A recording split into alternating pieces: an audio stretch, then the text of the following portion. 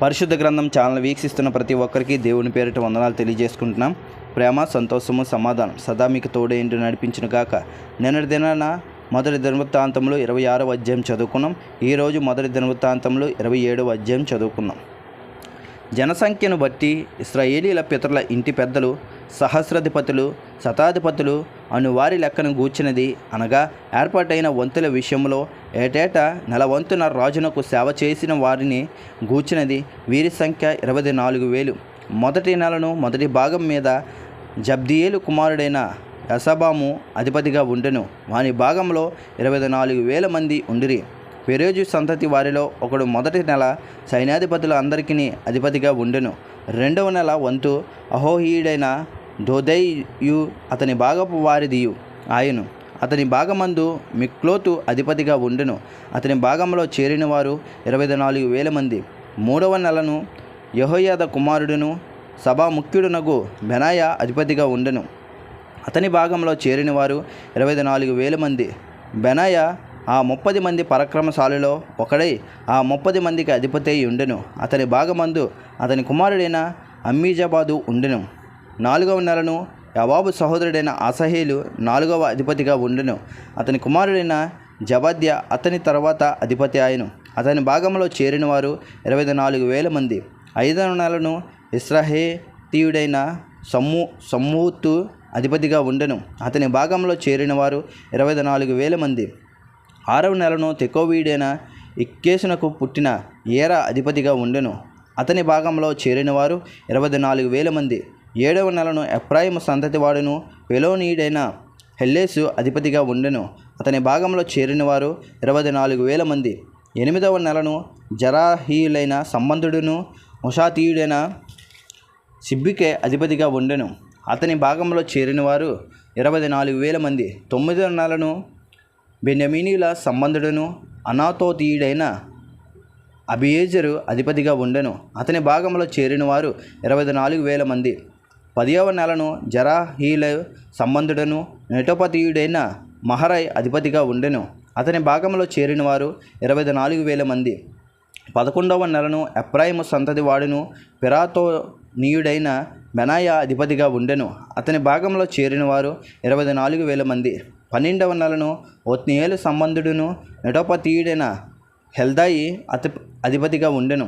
అతని భాగంలో చేరిన వారు 24,000 మంది. మరియు ఇశ్రాయేలీల గోత్రములన్నిటి మీదనున్న వారి వివరమేదనగా, జిక్రీ కుమారుడైన ఎలియాజరు రుబేనీయులకును అధిపతిగా ఉండెను.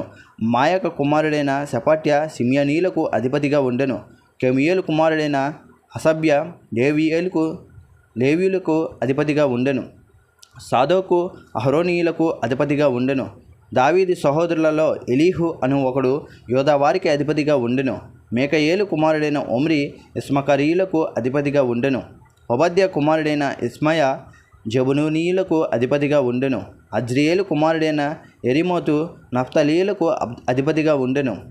అజాజ్యాహు కుమారుడైన హోషేయ ఎఫ్రామీయులకు అధిపతిగా ఉండెను. మనిషి అర్ధగోత్రపు వారికి పెద్ద కుమారుడైన ఏవియేలు అధిపతిగా ఉండెను. గిలాదులోనున్న మనిషి అర్ధగోత్రపు వారికి జకర్య కుమారుడైన ఇద్దో అధిపతిగా ఉండెను. బెన్యామీనీయులకు అబ్నేరు కుమారుడైన యహాసియేలు అధిపతిగా ఉండెను.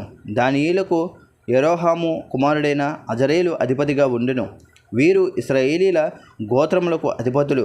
ఇశ్రాయేలీయులను ఆకాశ నక్షత్రములంత మందిగా చేయుదునని యెహోవా సెలవిచ్చియుండెను గనుక 20 ఏండ్లు మొదలుకొని అంతకు తక్కువ వయసు గలవారిని దావీదు జనసంఖ్య యందు చేర్చలేదు. జనసంఖ్య చెయ్యి విషయము ఇశ్రాయేలీయుల మీదకి కోపం వచ్చినందున సెరియా కుమారుడైన యవాబు దాన్ని చెయ్యనారంభించెను గాని దాన్ని ముగింపకపోయెను. కాబట్టి జనసంఖ్య మొత్తము దావీదు రాజు వృత్తాంత గ్రంథంలో చేర్చబడలేదు. రాజు వంశముల మీదను అదియేవేలు కుమారుడైన అజ్మావేతు నియమింపబడిను. అయితే పొలములలోను పట్టణములలోను గ్రామములలోను దుర్గములలోను ఉండు ఆస్తి మీద ఉజ్జయ కుమారుడైన యోహన్నాతాను నియమింపబడిను. పొలములో పనిచేయి వారి మీదను భూమి దున్ను వారి మీదను కెలూబు కుమారుడైన ఎజ్రి నియమింపబడిను. ద్రాక్ష తోటల మీదను రామాతీయుడైన సిమియా ద్రాక్ష తోటల ఆదాయమైన ద్రాక్షరసము నిలవచేయు కొట్ల మీదను సిప్మీయుడైన జబ్దాయి నియమింపబడెను.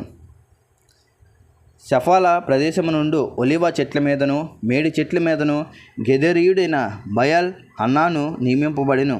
నూనె కొట్ల మీద యవాసు నియమింపబడెను. సారోన్లో మేయు పశువుల మీద సారోనీయుడైన సిట్రాయియు లోయలోని పశువుల మీదను అద్లాయి కుమారుడైన సపాతును నియమింపబడెను. ఒంటెల మీద ఇస్మాయేలీయుడైన ఒబీలును గాడిదల మీద మెరోనోతీయుడైన ఎహిద్యాహును నియమింపబడిరి. గొర్రెల మీదన అగ్రీయుడైన యజీజు నియమింపబడెను. వీరందరూ దావీదు రాజుకున్న ఆస్తి మీద నియమింపబడిన అధిపతులు. దావీదు పినతండ్రి అయిన యోనాతాను వివేకము గల ఆలోచనకర్తై ఉండెను గనుక అతడు శాస్త్రిగా నియమింపబడెను. అక్నోని కుమారుడైన యెహీయేలు రాజు కుమారుల యొద్ద ఉండుటకు నియమింపబడెను. అహితోపేలు రాజునకు మంత్రి, అర్కీయుడైన హుషై రాజునకు తోడు. అహితోపేలు చనిపోయిన మీదట బెనాయ కుమారుడైన యెహోయాదాయును అబ్యాతరును మంత్రులైరి. యోవాబు రాజు యొక్క సేనకు అధిపతిగా నియమింపబడెను.